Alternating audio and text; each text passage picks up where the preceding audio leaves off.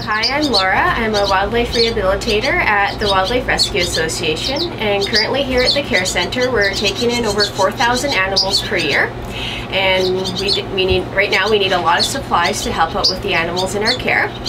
We're especially in need of fresh and frozen berries such as blackberries, blueberries, raspberries, and strawberries. We also need supplies such as bleach, laundry detergent, towels and sheets, and lettuce as well. So yeah, if you guys are willing to donate, that would be great. We have lots of hungry little mouths here to feed. No, you're just gonna